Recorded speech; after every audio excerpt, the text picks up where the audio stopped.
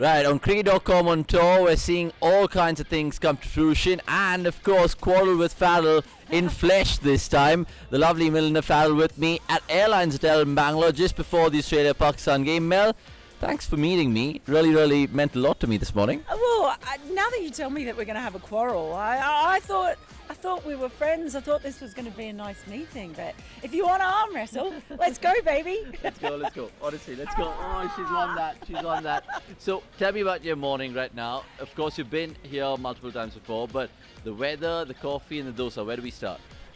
Well, first of all, I heart bengaluru, and I'm trying to say it. No one says bengaluru. All my Indian friends call it Bangalore, so it's really hard for me to get used to calling it because I'll be in a group of Indian people, and I'm literally the only person saying bengaluru. But I love it here. It's so good, and I'm here for a little while. I've been for a big walk around Covent Park, but then coming here, I've been wanting to come to Airlines because a lot of people on Twitter recommended it to me as some place to come for breakfast. And people I know recommended it, and then I told you I was planning on coming here, and it turns out this is like your old haunt as well. It's been amazing. The dosa, just everything. And what was the water we had? Oh, the little jeera water. Jeera water. Yeah, I liked brilliant. that. That was really good. Yeah, works well as a detox for sure. Also, I mean, what's your memories of that Chinnaswamy Stadium? Because it's literally a stone's throw away. You were mentioning the 2017 test was obviously one which kind of got, obviously, a little hot under the collar, should we say. But more importantly, you saw a couple of other games. What stands out the most with regards to Bangalore and cricket? Look, I just loved it there. I mean, that was wild. I've been to an IPL game here as well, and that was incredible atmosphere. That was a lot of fun. Yeah, that was a really fractious thing. I remember that we sort of pretended to be a bit like lost, and we wandered out to look at the pitch before we got kicked off just because we wanted to see it, really. That was quite funny. But they also had this, it was the first time that I had a thali, that when I came to Bangalore, but I think that was 2016 T20, and the members club at the ground did this amazing South Indian thali, and that was the first time I had lots of different things, so it was very exciting. So I have really good memories every time I've come to Bangalore. Bengaluru. I have to keep smacking myself in the head.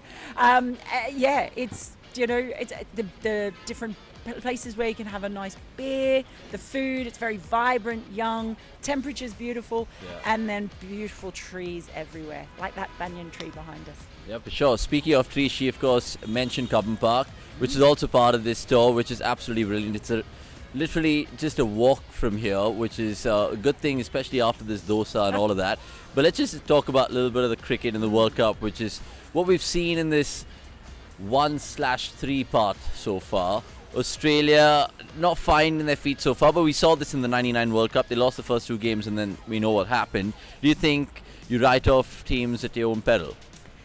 I do, because you do see teams get on a roll, and sometimes I tell you what, I was talking to Owen Morgan about this. That sounds really name droppy, but I was literally asking him about what happened in 2019, because you look at a team like England, for example, that 2019, but then also last year in Australia, and the Ashes this year, they do have this ability to, when they have to win every game, suddenly something changes, right?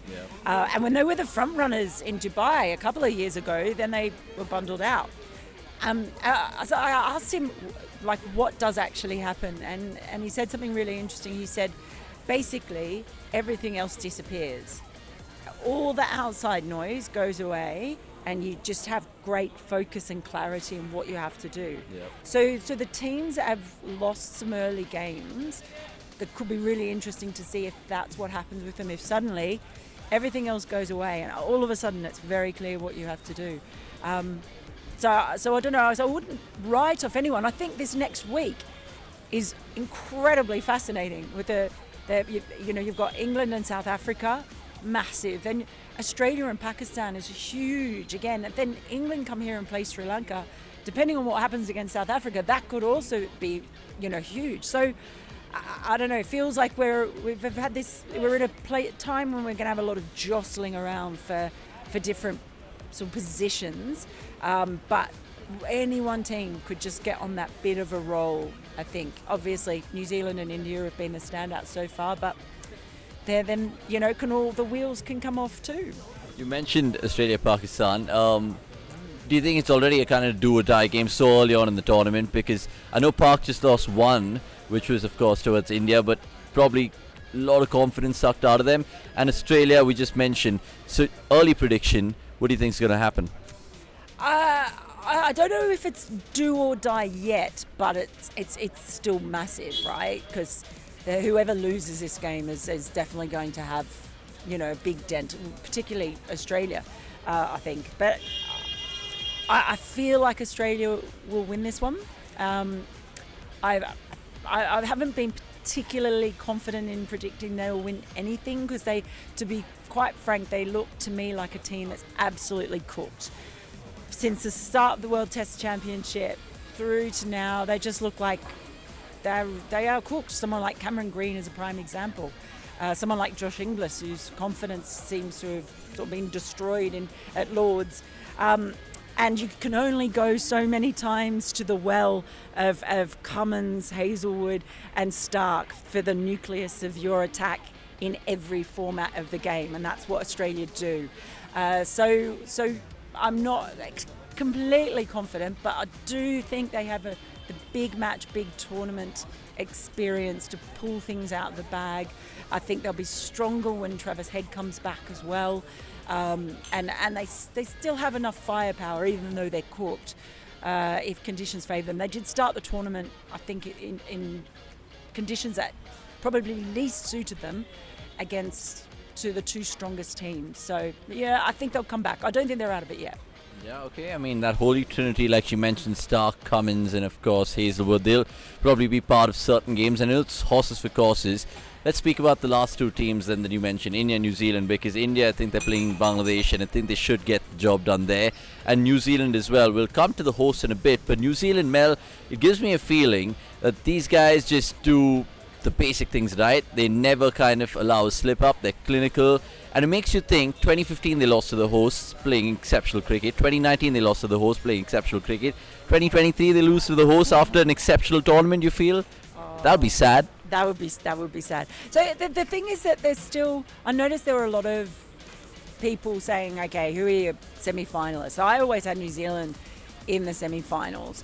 A lot of people didn't. I noticed that. And it's still, I can't work out why people talk about them flying under the radar. How does New Zealand fly under the radar? Have you seen their records in World Cups? Like, have you seen them in the last couple of World Cups? So how is it possible that we still don't actually realise how good they are? So that to me is quite amazing. It's been great to see them, and they've done it without Kane Williamson bar one game, right? That's the other thing that's pretty incredible as well.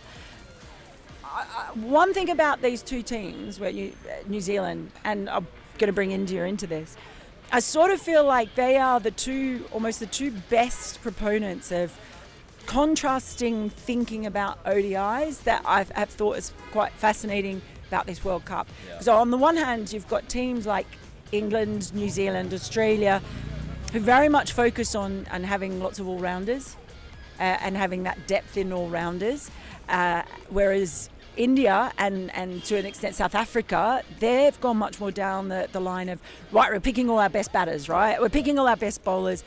We've got to have an all-rounder in there. Oh, we can't actually have all our best bowlers because we've got to have the all-rounder in there. So that they're kind of a different philosophy. And I've always felt that this format is the one where all-rounders can do the most because they've got time to do it.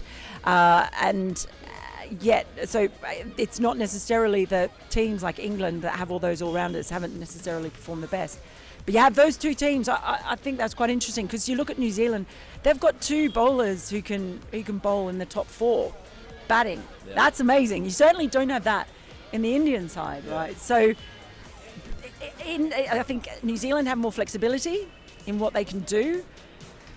India have just great firepower at either end in what they can do. But I don't know if you agree, but for me it feels like it's interesting philosophy, and other things will come into play, of course, but but the I guess different ways you can skin a cat in ODI cricket. Yeah, and we can of course see that on the 22nd of October because India, New Zealand, that's the fixture that lots of Indian fans are kind of skeptical about because of 5-3 comeback instantly in their heads, and the fact that New Zealand haven't lost to India since the 2003 World Cup across ICC events, if I say that rightly. India then, I just want to bring in the predictions and close this particular chat right now. You mentioned that you had New Zealand in your top 4. I'm guessing Australia and England were there. Was India there as well? Was that the inevitable top 4? Yeah, that was before the tournament started. And now?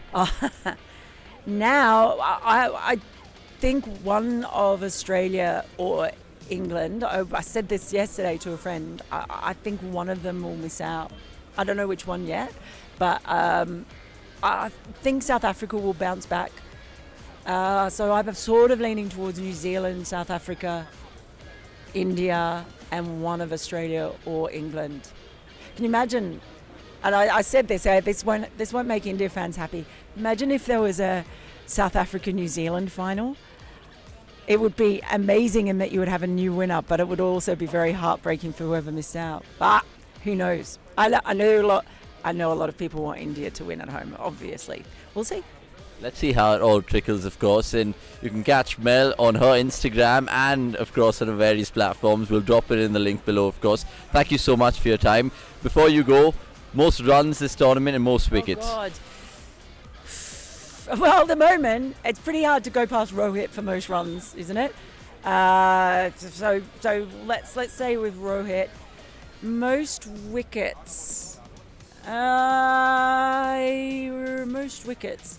Who's up there at the moment? Santner, Bumrah. Yeah, actually, well, Bumrah was going to be up there, but I can't have two Indians, can I? I'll go with Mitch Santner then because. And how about that catch? Who says Kiwis can't fly? They were wrong.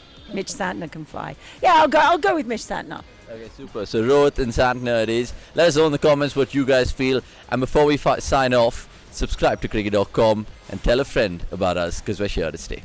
Cheers. Brilliant.